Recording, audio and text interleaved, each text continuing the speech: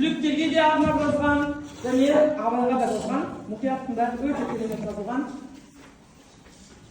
Бірінші, екінші белгі ма? Бірінші түлектерге, екінші саған. Мұқияттың да сендерге атылып жатыр. Жас түлектер әне-міне дегенше мектептерге келіп отырсыздар. Даусың шығар. Қарыдай болып, қалам басып, таудай болып, үлкен өмірге қарамай басып отырсыздар.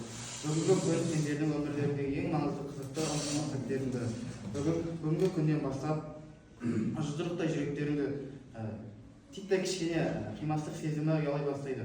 Өмір қай арнаға болса да өмірлік соңына дейін сені демеп қолдап жүретін, өмірлік дос болатын осы сыныптастарың екенін ұмытпаңдар. Ал жас түлек амандарының нық сеніп алға қадам басыңдар.